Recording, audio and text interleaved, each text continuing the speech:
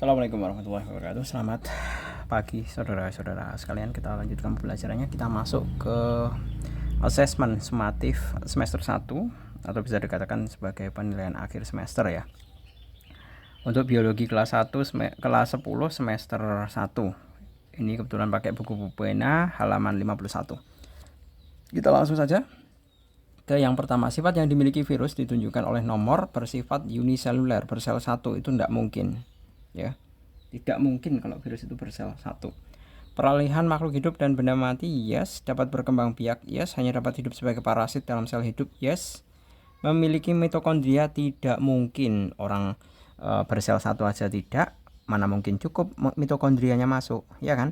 Berarti yang benar adalah 2, 3, 4 yang C. Kemudian 2, salah satu langkah dalam penelitian penyakit mozaik tembakau adalah penyaringan cairan dari daun tembakau yang terserang penyakit menggunakan saringan bakteri. Hipotesis yang sesuai dengan langkah tersebut adalah, hipotesis itu berarti dugaan, ya kan? Nah, di sini menggunakan saringan bakteri, ya. Hipotesis yang sesuai dengan langkah tersebut adalah tentunya adalah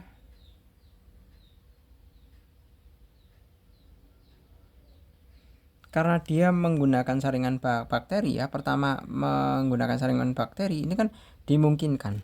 Hipotesis kan diduga. Nah, tentunya adalah menduga bahwa penyebab mozaik tembakau adalah bakteri, kan gitu.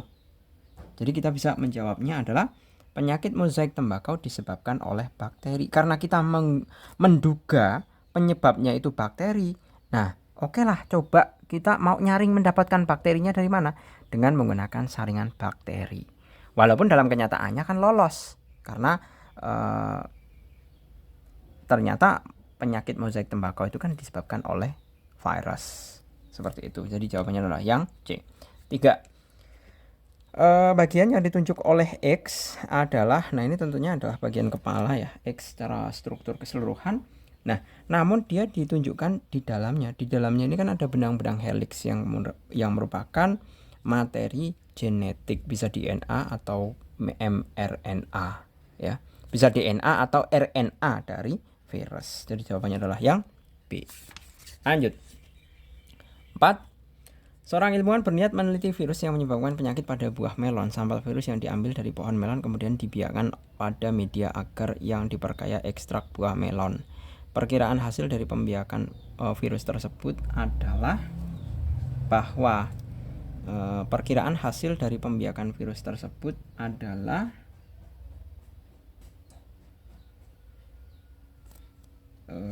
apa nih? Terbentuk virus baru karena tersedia nutrisi, bukan ya? Virus dimasukkan media agar, ya. Tentunya kalau virus sebagaimana kita ketahui itu kan hanya bisa hidup pada sel hidup. Nah, kalau di kasus ini virusnya itu dimasukkan ke media agar, padahal media agar itu adalah benda mati, iya kan? Nah, berarti otomatis virus akan mati karena tidak ada sel tanaman melon yang hidup. Seperti itu. Jadi jawabannya adalah yang C. 5. Sebatang pohon jeruk terserang virus yang menyerang jaringan pengangkutnya. Akibat serangan tersebut, batang membusuk, daunnya juga menguning dan gugur hingga berujung pada kematian pohon. Setelah tanaman mati, yang terjadi pada virus penyebab penyakit tersebut adalah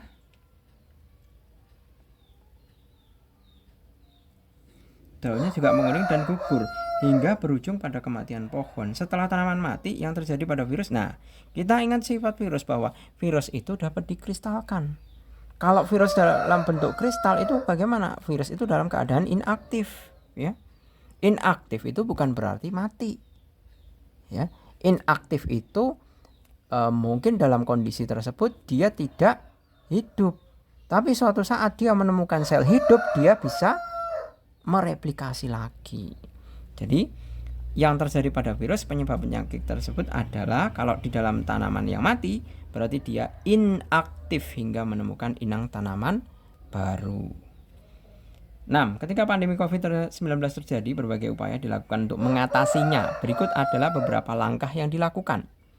Pertama, langkah mengatasi dan tujuan yang benar ditunjukkan oleh nomor. Nah, kita bisa identifikasi nomor 1, penggunaan masker untuk mencegah penyebaran virus melalui droplet. Yes, benar ya. Kemudian mencuci tangan dengan sabun untuk mematikan virus yang menempel. Benar. Kemudian 3, penyuntikan vaksin untuk mendeteksi pasien yang sakit. Tidak ya. Kalau pasien yang sakit divaksin malah nggak boleh. Ya. Malah nggak boleh kalau sakit. Ya. Karena anjuran orang pada saat COVID dulu itu kan kalau yang divaksin itu kalau manakala orangnya sehat gitu. Kemudian konsumsi tablet antivirus untuk meningkatkan daya tahan tubuh. Bukan ya. Pemberian plasma konvalesen untuk menyembuhkan pasien yang sakit. Nah, ini benar. Berarti 1, 2, dan 5, yaitu yang A. Lanjut ke yang nomor ke-7. Virus menunjukkan gejala kehidupan walaupun sangat terbatas. Penjelasan gejala tersebut pada virus yang benar adalah virus menunjukkan gejala kehidupan walaupun sangat terbatas. Penjelasan gejala tersebut pada virus yang benar adalah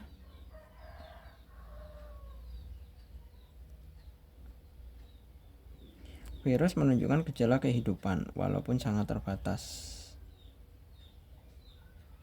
Menunjukkan gejala kehidupan walaupun sangat terbatas. Penjelasan gejala tersebut pada virus yang benar adalah bereproduksi di dalam sel inang, di mana sel inangnya harus berupa sel yang hidup, bukan yang sel mati. Ya, jadi jawabannya adalah yang D. 8. Penjelasan yang benar berkaitan dengan bagian X adalah, nah ini bagian X ya, ini merupakan tentunya materi genetik ya, materi genetik yang struktur dan fungsinya menyerupai inti sel. Nah, berarti yang C ini kan bagian tengah-tengah ya. Nah, ini di sinilah kemudian kita bisa temukan yang namanya DNA atau RNA virus. 19. Virus COVID-19 yang menempel pada benda merupakan sumber penularan infeksi. Penjelasan kemampuan penularan pada virus dalam kondisi tersebut adalah, kemampuan penularan pada virus dalam kondisi tersebut adalah tidak bertahan lama karena virus akan segera inaktif di luar sel inang. Jadi saya ingatkan kembali bahwa virus itu hanya hidup pada sel hidup.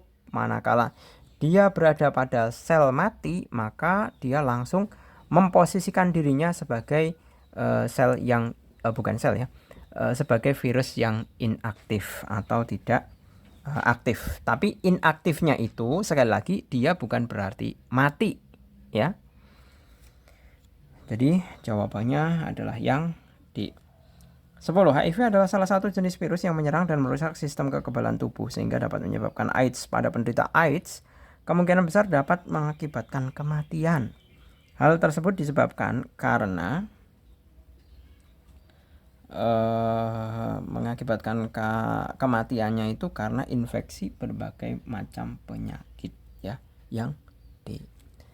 Lanjut ke nomor 11. Keanekaragaman makhluk hidup dalam berbagai tingkat dapat kita amati secara langsung. Salah satunya adalah di pasar tradisional yang menampung pedagang untuk menjajakan barang dagangannya.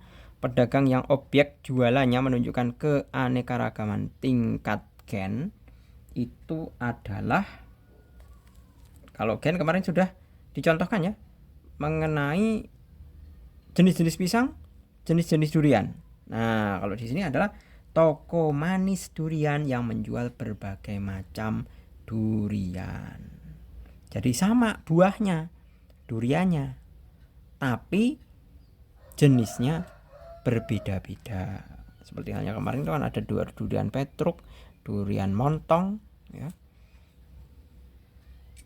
Kalau Istana Pisang yang menjual berbagai macam buah itu malah salah. Kecuali kalau Istana Pisang menjual berbagai macam pisang, itu malah benar. Jadi jelas jawabannya adalah yang B. 12. Seorang penggemar burung berhasil mengawinkan burung dara jantan dengan burung tekukur betina. Telur yang dihasilkan kemudian ditetaskan dan diperoleh anakan jantan dan betina. Setelah dewasa, kedua keturunan tersebut dapat saling kawin. Tetapi telur yang dihasilkan tidak pernah bisa menetas. Berdasarkan hasil tersebut, burung tekukur dan burung dara menunjukkan keanekaragaman tingkat spesies ya, karena dia berbeda spesies antara burung tekukur dengan burung saudara. Dia berbeda spesies. Kalau seperti halnya persilangan antara apa itu ya? Kuda dengan apa ya? Kuda dengan keledai ya.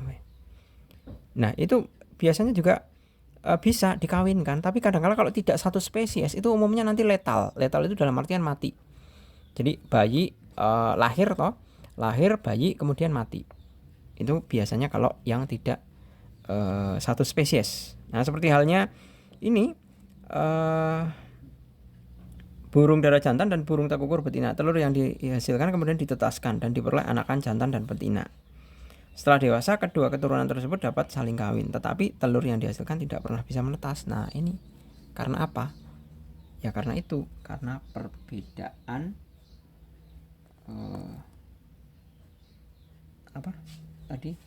karena berbeda spesies. Jadi genetiknya ya itu menjadi tidak divertilisasi oleh sperma jantan.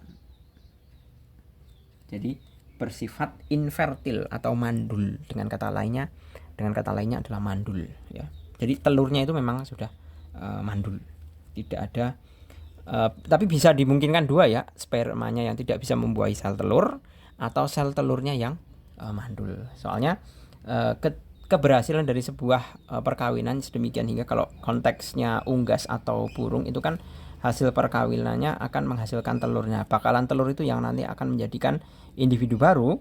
Nah, kalau misalkan telur itu tidak bisa menetas, nah itu berarti ada kemungkinan sel telurnya yang mandul atau spermanya tidak mampu membuahi. Seperti itu. 13. Jadi menunjukkan keanekaragaman ini spesies ya. Lanjut 13. Ketika mengunjungi kebun binatang, kita dapat mengamati berbagai macam fauna asli Indonesia. Berdasarkan asal habitatnya, fauna tersebut terbagi menjadi 3 kelompok karena dipisahkan oleh garis polis dan Weber. Hasil pengelompokan fauna berdasarkan wilayah yang benar adalah, nah ini yang benar tentunya adalah yang B ya. Peralihan itu kan komodo benar, asiatis orangutan benar, burung kasuari australis benar. Jadi jawabannya adalah yang B.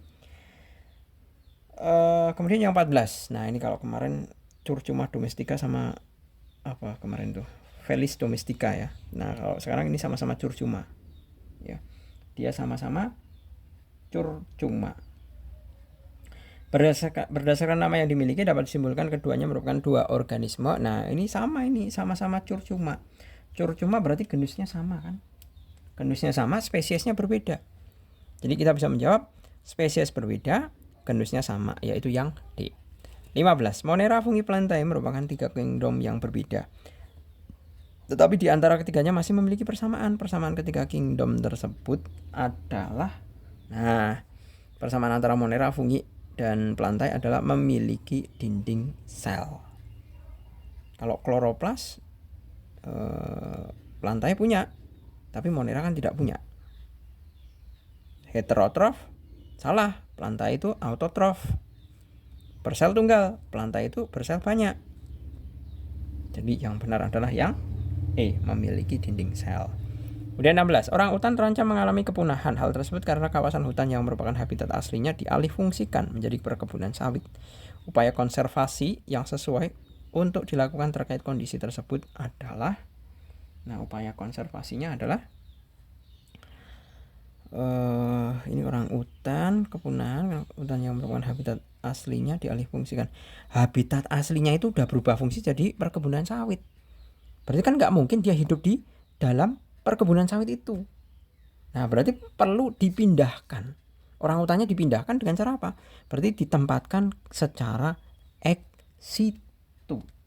Ya, ex situ di upaya konservasi yang sesuai dengan terkait kondisi tersebut adalah, nah ini ada 2 kemungkinan ya. Ex situ suaka marga satwa sama ex situ kebun binatang. Nah, ini perlu kita lihat konteksnya. Kalau ex situ binatang, ex situ kebun binatang itu jelas kapasitasnya sedikit. Tapi kalau ex situ suaka marga satwa itu kan jelas kapasitasnya banyak. Karena apa? Kalau suaka marga satwa itu kan benar-benar dalam luasan tertentu ya. Tentunya luasannya lebih luas dibandingkan kebun binatang. ya. Jadi ini ada dua kemungkinan ya, ini saya serahkan ke kalian. Namun dalam catatan Pak Jul bahwa kalian harus mengerti bahwa untuk luasan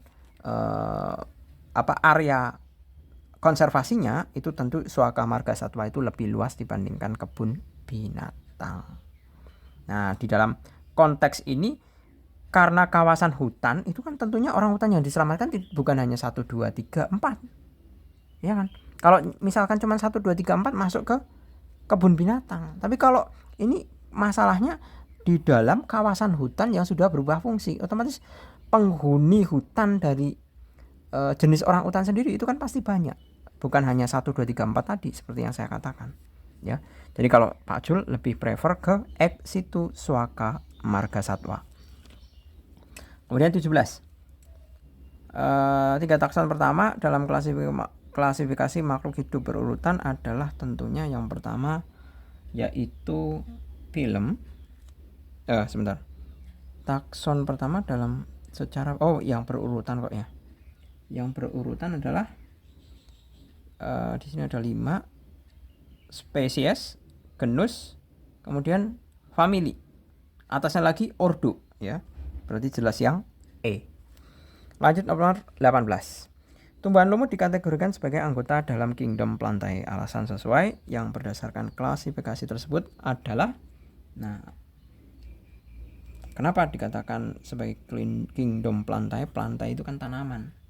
Nah, mestinya kalau yang namanya tanaman itu dia mampu untuk menghasilkan makanan sendiri atau bisa dikatakan sebagai organisme autotrof atau produsen. Ya. Jadi bersifat autotrof dan juga dilengkapi dinding selulosa. Kemudian yang nomor 19. Perhatikan nama makhluk berikut ini sudah dikaji kemarin. Nomor 19. Nah, tentunya di sini Mangifera indica. Nah, mestinya adalah indica ini kan menunjukkan nama spesies ya. Spesies itu mestinya hurufnya kecil. Jadi mestinya adalah menggunakan huruf kapital pada kata kedua. Jadi kita diminta menjelaskan kesalahannya ya. Kalau kesalahannya di sini jelas kan? Kata kedua pakai huruf kapital. Penggunaan huruf kapital pada kata kedua. Kesalahan. Kita diminta untuk menunjukkan kesalahannya loh ini.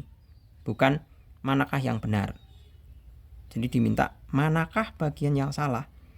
Yaitu yang ini. Yang C jawabannya. Kemudian 20. Berdasarkan ciri yang dimiliki, organisme tersebut dapat diklasifikasikan ke dalam kingdom. Perhatikan ciri-ciri organisme berikut.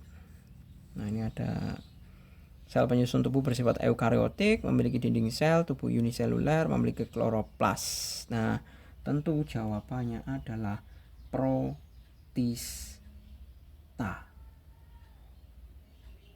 Iya kan? Protista.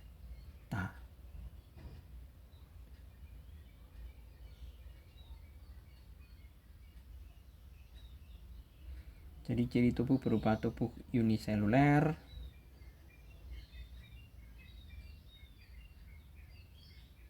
kemudian memiliki kloroplas, eukariotik, memiliki dinding sel, itu adalah protista. Ya benar ya. Kalau animalia kan nggak mungkin punya kloroplas. Kalau plantae kan nggak mungkin uniseluler, ya kan? Kalau fungi kan nggak mungkin punya kloroplas.